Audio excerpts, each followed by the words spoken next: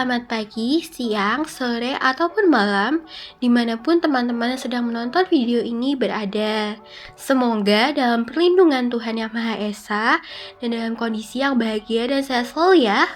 Pada kesempatan kali ini, izinkan saya, Bintang Alexandra Panggabean dari Prodi Akuntansi, untuk membahas suatu topik pembelajaran nih teman-teman. Topik pembelajaran yang akan kita bahas ini untuk memenuhi tugas video pembelajaran mata kuliah etika bisnis. Nah, apa sih yang kita pelajari? Hari ini kita akan belajar tentang keputusan bisnis yang beretika. Di sini kita akan belajar mendalam sebenarnya apa itu keputusan bisnis yang beretika, mengapa itu sangat penting, pertimbangannya seperti apa, dan langkah dalam mengambil keputusan beretika itu bagaimana akan dibahas di video kali ini. Yuk kita simak videonya. Nah, yang pertama adalah tentang etika dalam bisnis. Kalau ditanya mengapa sih etika dalam bisnis itu perlu ada di sebuah perusahaan, yaitu karena bisnis yang baik dan etis itu menunjang keberhasilan bisnis dalam jangka panjang. Jadi, etika dalam bisnis ini sangat-sangat diperlukan oleh perusahaan. Maka dari itu, perusahaan perlu mengenal dengan baik nih apa itu etika dalam bisnis.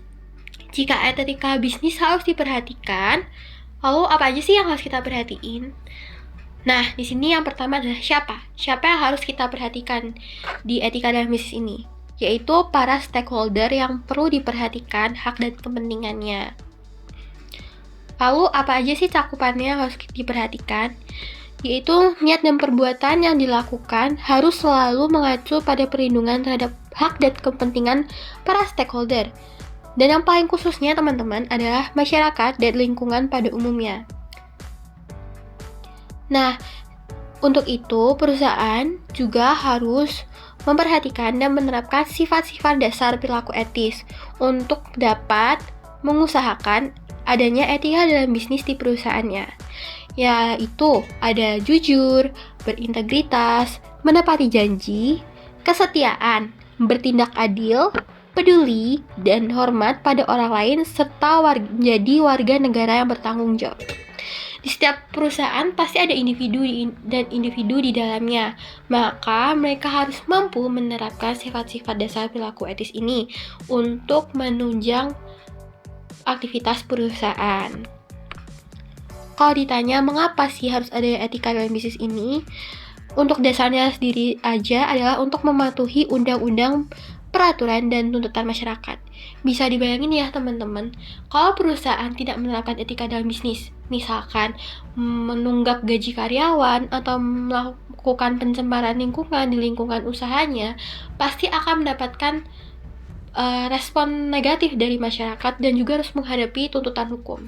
Satu, akan menyebabkan perusahaan tidak dapat berjalan secara efisien dan efektif karena harus menghadapi tuntutan hukum, dan kecaman dari masyarakat membuat perusahaan menjadi dicap jelek nih, sehingga tidak ada yang mau memakai atau menggunakan jasa ataupun produknya. Maka dari itu, dalam perusahaan, etika dalam bisnis itu sangat penting.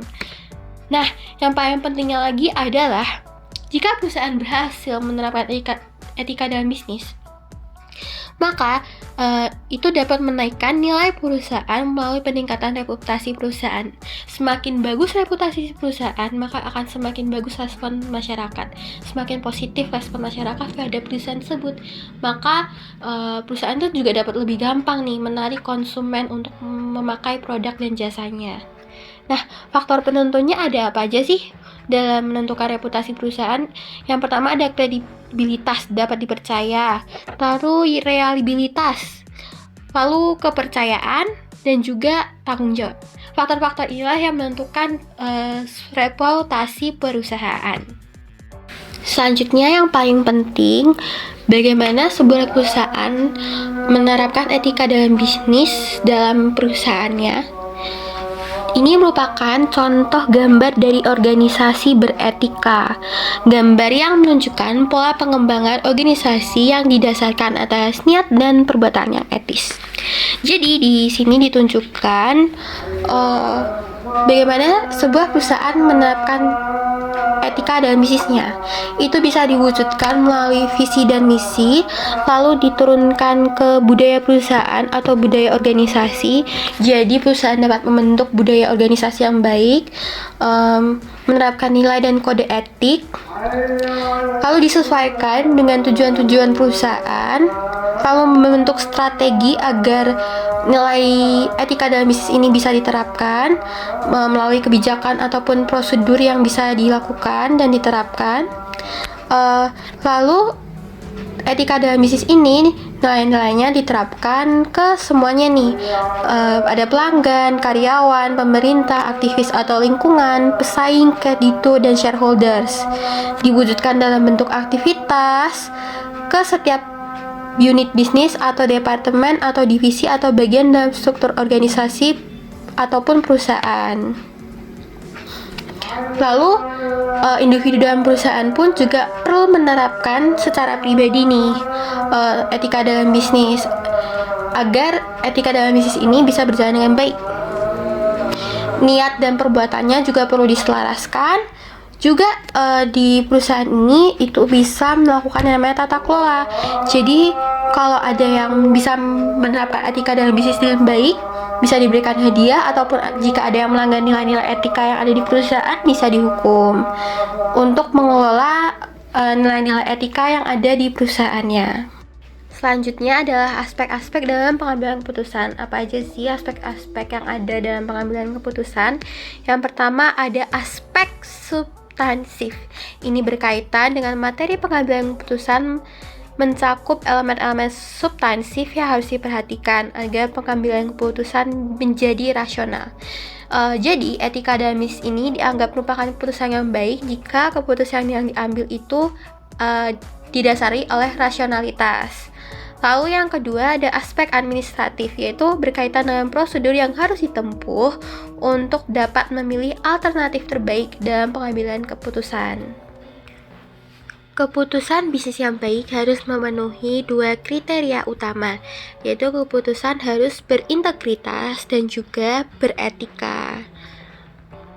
Pengambilan keputusan itu selalu punya komponen permasalahan alternatif untuk memecahkan masalah dan pemilihan alternatif yang terbaik. Yang paling harus diingat adalah proses pengambilan keputusan harus didasarkan pada pemikiran yang rasional, karena rasionalitas membuktikan bahwa pengambilan keputusan telah dilakukan secara baik dan sudah dipilih alternatif yang terbaik, sehingga akan muncul keputusan yang berintegritas. Nah, ini merupakan contoh proses pengambilan keputusan melalui bagian ini untuk memprediksi peluang dari setiap keputusan yang diambil. Contoh T sama dengan 10, atau di sini adalah pada waktu awal keputusan dibuat. Jadi di sini ada variabel pengambilan keputusan, lalu ada variabel empiris atau variabel yang tidak dapat diprediksi alias faktor-faktor eksternal, lalu ada kondisi, konsekuensi, nilai akhir, dan T lebih 10 atau setelah keputusan diambil. Di sini dijelaskan ada permasalahan, lalu ada dua alternatif pilihan, yaitu ada alternatif pilihan 1, lalu ada alternatif pilihan 2. Lalu ada faktor-faktor eksternal yang mempengaruhi, nantinya akan menyebabkan beberapa kondisi. Misalkan alternatif pilihan 1 itu bisa menyebabkan kondisi A, kondisi B, dan kondisi C dengan probabilitasnya masing-masing dan juga konsekuensinya masing-masing, yang nantinya akan menghasilkan nilai akhir dari alternatif pilihan 1. Lalu alternatif pilihan 2 juga sama, punya faktor eksternalnya sendiri, punya kondisinya masing-masing, serta probabilitas serta konsekuensinya sendiri akan menghasilkan nilai akhir 2. Nah, nanti ini dipilih nih dari nilai akhir 1 atau nilai akhir 2 akan menjadi hasil keputusan dari permasalahan tersebut. Nah, jadi dalam proses pengambilan keputusan ini, maka ada satu set himpunan alternatif nih. Karena terdapat dua alternatif, yaitu tadi si alternatif pilihan 1 dan 2. Bisa yang alternatif pilihan 1 lebih disenangi daripada yang kedua, atau yang kedua lebih disenangi, atau malah dua-duanya disenangi. Jadi, kira-kira seperti itulah proses pengambilan keputusan. Nah, unsur-unsur pengambilan keputusan sendiri itu ada meliputi beberapa poin, yaitu ada permasalahan dan tujuan yang ingin dicapai, kedua adanya alternatif pilihan, ada faktor eksternal seperti yang tadi dijelaskan, lalu ada kondisi yang mungkin terjadi, adanya konsekuensi, adanya akhir setiap alternatif, dan juga adanya hasil akhir keputusan. Selanjutnya, ini merupakan contoh-contoh dari metode pengambilan keputusan. Yang pertama ada pohon keputusan. Prosedurnya itu yang pertama memastikan semua kemungkinan alternatif termasuk alternatif tidak melakukan apa-apa telah dimasukkan ke dalam pohon keputusan. Yang kedua, bahwa semua kondisi atau state of nature telah diidentifikasikan untuk setiap cabang alternatif dan dimasukkan ke dalam pohon keputusan. Yang ketiga, nilai payoff dicantumkan pada akhir setiap cadang alternatif yang tepat. Yang keempat, tujuan yang ingin dicapai itu menentukan nilai taksiran atau expected value dari setiap tindakan yang paling baik. Nah, ini adalah contoh yang kedua, ada analytic hierarchy process atau AHP. Yang pertama adalah mencerminkan suatu permasalahan. Yang kedua, mempertimbangkan lingkungan yang mempengaruhi masalah yang dihadapi. Ketiga, ada mengidentifikasikan isu atau attributes yang menyumbang pemecahan masalah. Keempat, mengidentifikasikan peserta atau participants yang terkait dengan permasalahan. Yang kelima adalah menggunakan metode skala pengukuran dengan sistem pembobotan. Risiko bisnis. Suatu perusahaan pasti saat mengambil keputusan akan menghadapi yang namanya risiko-risiko dalam pengambilan keputusan. Pasti akan selalu ada risiko yang harus dihadapi. Risiko ini adalah gabungan dari dua elemen, yaitu probabilitas dan konsekuensi yang dapat disebut sebagai nilai konsekuensi dari suatu kondisi. Nah, apakah keputusan yang diambil oleh manajemen merupakan tanggung jawabnya sepenuhnya? Nah, di sini dijelaskan pada asas penunjukan direksi dan komisaris oleh pemegang saham, di mana ada asas fiduciary duty, business judgment rule, piercing the corporate veil, dan yang keempat ada ultra vires intra vires. Melalui asas ini diharapkan bahwa penunjukan direksi dan komisaris merupakan amanah yang didasarkan atas kepercayaan. Harus bertindak dan berbuat sesuai asas doktrin business judgment rule dan intra vires, bahwa segala tindakan dan perbuatan itu dilakukan dengan etikat baik, menggunakan prinsip kehati-hatian, dan didasarkan atas informasi yang dimiliki, dan berada dalam lingkup kewenangannya dan sesuai dengan maksud dan tujuan perusahaan. Jika tindakan dan perbuatannya tidak sesuai dengan asas fiduciary duty dan mengakibatkan kerugian, maka bagi perusahaan terhadap pemegang saham, direksi, dan komisaris itu dapat dimintai pertanggungjawaban sampai ke aset pribadi. Ini dijelaskan dari asas doktrin piercing the corporate veil. Tindakan dan perbuatan dianggap telah mengikuti business judgment rule jika keputusan yang mendasarinya telah mengikuti mekanisme tata kelola perusahaan yang baik. Artinya, aspek substansi dan administrasi dari keputusan telah dipatuhi, serta tidak adanya benturan kepentingan dalam seluruh proses pengambilan keputusan tersebut. Maka, jika semuanya telah terpenuhi dengan baik, terciptalah keputusan yang berintegritas, selama tidak melanggar 4 asas tersebut. Integritas dalam aspek administratif. Dalam pengambilan keputusan yang berintegritas, pengambilan keputusannya kan harus rasional, maka harus memperhatikan visi dan misi regulasi yang ada, memperhatikan kontrak, lalu kepentingan stakeholders, tindakannya harus dilakukan dengan kehati-hatian, memperhatikan karakter serta nilai atau etika, juga memperhatikan sistem dan prosedur. Nah, dalam pengambilan keputusan rasional yang sangat penting juga adalah memperhatikan kondisi lingkungan, baik di lingkungan hukum, lingkungan alam, lingkungan bisnis, dan lingkungan sosial. Jika semuanya berjalan dengan selaras, maka dapat dikatakan keputusan tersebut atau keputusan yang diambil sudah memenuhi keputusan yang berintegritas. Keputusan bisnis biasanya itu berkaitan dengan masalah-masalah mikro dalam perusahaan, misalnya produksi, distribusi, dan teknologi. Nah, sesuai dengan jenjang organisasi dan fungsi manajemennya, sifat keputusan bisnis itu dibagi menjadi 3, keputusan strategis, keputusan taktis, dan keputusan operasional. Keputusan strategis adalah bentuk keputusan yang menempatkan pandangan dan analisisnya dalam konteks jangka panjang ke depan. Seperti yang bisa dilihat, itu dibentuk pada visi, misi, budaya, sasaran, dan strategi perusahaan. Nah, biasanya keputusan strategis ini itu adalah keputusan yang tidak terprogram karena bersifatnya itu memecahkan masalah yang belum pernah ada. Dan kadang keputusan tidak terprogram ini juga merupakan keputusan yang tidak terstruktur dan tidak sering terjadi atau dilakukan pada kala tertentu. Kompleksitas masalahnya, informasi yang diperlukan, dan metode yang digunakan itu tidak terprogram, lebih sulit dan rumit dibandingkan dengan keputusan terprogram. Nah, kalau keputusan taktis adalah keputusan-keputusan yang dibuat jika terjadi penyimpangan terhadap kebijakan atau prosedur yang sudah ditetapkan. Misalnya, kalau pelanggan itu meminta potongan khusus, ini biasanya dilakukan oleh manajer operasi atau pimpinan di bawahnya sesuai dengan kewenangan yang dimiliki. Kalau keputusan operasional itu biasanya dilakukan oleh para frontliners dalam jajaran organisasi perusahaan, misalnya petugas penjualan. Biasanya juga lebih bersifat terprogram sesuai dengan kebijakan yang sudah dibuat. Oke, selanjutnya kita masuk ke poin terakhir nih, yaitu langkah-langkah pengambilan keputusan beretika. Yang pertama adalah mengidentifikasi keputusan bisnis yang akan dilakukan. Yang kedua, mengidentifikasi elemen etika, apakah mendekati tentang utilitarianisme, deontologisme, atau virtuisme, disesuaikan dengan visi dan misi serta budaya organisasi atau perusahaan.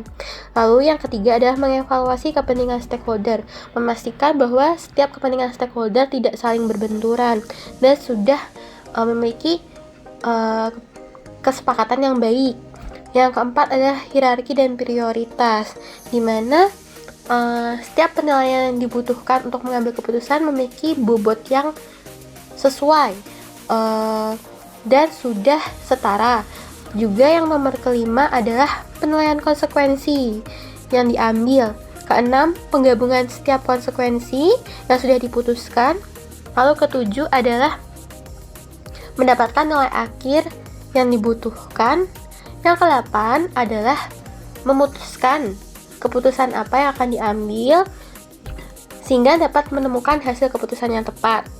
Lalu setelah hasil keputusannya dijalankan adalah mengevaluasi, yaitu pada poin terakhir nomor 9 adalah pelaporan untuk memastikan apakah keputusan beretika yang diambil sudah berjalan dengan baik atau belum dan responnya terhadap perusahaan maupun masyarakat. Oke, selanjutnya kita masuk nih ke contoh kasus, yaitu ada Grindelfree.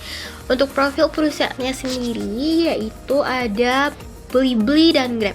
Seperti yang kita tahu, Blibli adalah merupakan salah satu marketplace atau toko online di Indonesia. Lalu juga Grab merupakan usaha yang menyediakan layanan jasa seperti jasa transportasi, pemesanan makanan online, lalu juga pengiriman barang, yaitu yang kita kenal sebagai Grab Express, yang mana layanannya itu beroperasi salah satunya di Indonesia. Nah, analisis permasalahannya yang pertama adalah faktor permasalahan lingkungan, yaitu adanya emisi karbon. Nah, Blibli ini pasti sebagai perusahaan besar memiliki yang namanya CSR atau Corporate Social Responsibility, yang mana setiap tahunnya pasti melakukan kegiatan-kegiatan lingkungan untuk berdampak kepada masyarakat sekitar. Lalu yang kedua juga ada program pemerintah nih, di mana ada program emisi nol bersih 2060 atau lebih cepat. Dan Blibli bersama Grab juga ingin ikut serta mendukung proses tersebut. Dan yang ketiga sendiri, seperti yang sudah dibilang lagi tadi, yaitu adalah upaya perusahaan untuk berdampak pada lingkungan dan masyarakat. Maka Blibli bekerja sama dengan Grab mengidentifikasi keputusan bisnis mereka, lalu memulai untuk menganalisis nih kondisi-kondisi apa aja yang mau mereka pilih. Lalu dipilihlah untuk berfokus kepada permasalahan emisi karbon. Di sini, Blibli dan Grab akhirnya berkolaborasi menciptakan program Grindelfree, yang mana sasaran pelanggannya adalah yang melakukan pemesanan produk dengan pengiriman instan delivery, yakni dengan jarak maksimal 10 km dari lokasi pick up atau penjemputan, serta bagi pemesan yang memesan layanan tersebut akan mendapatkan subsidi ongkos kirim.